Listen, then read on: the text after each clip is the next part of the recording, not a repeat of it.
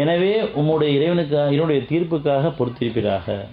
நீங்கள் தீர்ப்பு பண்ணாதீங்க. எவ்வளோ நாள் இப்படி தான் கொடுப்பேன், இவ்வளோ நாள் தான் மன்னிப்பேன், இவ்வளோ நாள் தான் பொறுமையாக இருக்குன்னு தீர்ப்பு பண்ணக்கூடாது.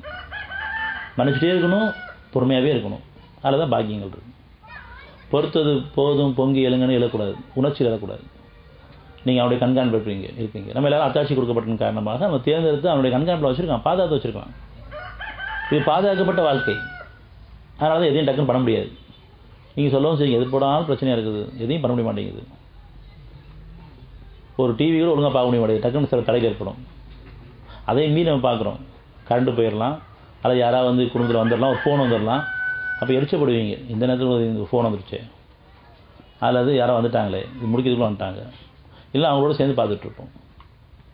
பல தடைகள் தீமைகளுக்கு இறைவன் ஏற்படுத்தியே இருப்பான்.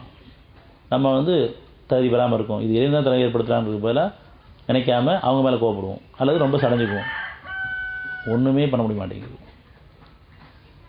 நீங்கள் நிறைய பாவம் பண்ணிட்டீங்க, இனிமேல் பண்ணாமல் இருக்கு நான் பாதுகாத்துட்ருக்கேன். அந்த ஞானம் இல்லாத காரணமாக நம்ம எரிச்சப்படுறோம், அதிலே ஆதங்கத்தில் இருப்போம், கோபத்தில் இருப்போம். எனவே உங்களுடைய இறைவனின் தீர்ப்புக்காக பொறுத்திருப்பீராக. நிச்சயமாக நீர் நம் கண்காணிப்பு இருக்கின்றது. அதனால் நீங்கள் ஒட்டுக்கணும் இது பண்ண முடியாது, பண்ணிடக்கூடாதுங்கிற அளவுக்கு பாதுகாக்கப்பட்டிருக்கோன்னு நினைக்கணும். நன்றியோடு இறைவனே, நல்லபடியாக நான் பார்த்துட்டேன், நான் ஒரு கேள்வி நுழையலான்னு பார்த்து என்னை பார்த்துட்டேன். எது தீமையில் போகும்போது அதுக்கு தடை ஏற்படும் பொழுது நான் இறைவன் நன்றியோடு போல ஆரம்பிச்சிடணும். என்னை பாதுகாத்து இறைவனேன்னு சொல்லிட்டு எரிச்சப்படக்கூடாது. நீங்கள் எழுந்திருக்கும் சமயத்தில் எந்திரிக்கிறது வந்து தூங்கி எந்திரிக்கிறதும் இருக்குது, உணர்ச்சியில் எந்திரிக்கிறதும் இருக்குது. ஆதங்கத்தில், கோபத்தில், வேகத்தில் எவ்வளோ நாள் தான் மன்னிக்க முடியும்? இப்படி தொடர்ச்சியாக தப்பு பண்ணிட்டு இருக்காங்க. இந்த நேரத்தில் பொறுமை கேளு. நீங்கள் தப்பாக நினச்சிட்டு இருக்கிறீங்க, அது தப்பாக கூட இருக்காது. உணர்ச்சியில் பக்கம் எல்லாம் தப்பாக தான் தெரியும், குடும்பமே தப்பாக தான் தெரியும். அவங்க சரியில்லை, இவங்க சரியில்லை, அப்பா அம்மா சரியில்லை, பிள்ளைங்க சரியில்லை, மனைவி சரியில்லை, கணவர் சரியில்லை, எல்லாமே சரியில்லை. முதல்ல நான் சரியில்லைன்னு உணர்ந்துட்டா, அதை ஒத்துக்கிட்டா, அவன்கிட்ட ஒப்படைச்சிட்டா தெளிவுபடுத்துவான். ஆமாம் நான் தான் சரியில்லை, தப்பாகவே புரிஞ்சுட்டு எல்லாத்தையும். உணர்ச்சிட்டு இருக்கும்போது எல்லாம் தப்பாக தெரியும், உணர்வு வரும்போது நான் தப்பாக நடந்துக்கிட்டேன்னு தெளிவாக புரியும். எனவே உங்களுடைய இறைவன் தீர்ப்புக்காக பொறுத்திருப்பீராக.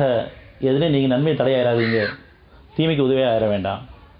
நன்மை நடந்துட்டு இருக்கும்போது நீங்கள் ஒரு கணக்கு அளவுகளை வச்சுக்கிட்டு நான் தடுத்துக்கக்கூடாது, எனக்கு ஒரு நன்மை நானே கெடுத்துக்கக்கூடாது. அப்படி ஒரு நன்மையை அவன் விரும்பிட்டால் அதுக்கான சூழ்நிலை அவன் சொல்லட்டும். நான் யாரையும் விரட்ட மாட்டேன், நான் வெளியே அனுப்ப மாட்டேன், நான் குறுக்க தடுக்கவும் மாட்டேன், நான் தடை எடுக்கவும் மாட்டேன். என் இறைவன் நல்ல கொண்டு நடந்துகிட்டு இருக்குது. அது ஒரு வாய்ப்பளிச்சு நன்றி ஒன்றா இருக்கும் பொழுது அவனுக்கு முந்திடக்கூடாது. அவனுக்கு முந்த மாட்டார்கள். அவனை முந்திக்கிட்டு தடுத்துக்கக்கூடாது. எனக்கு நன்மையை நான் கெடுத்துக்கூடாது.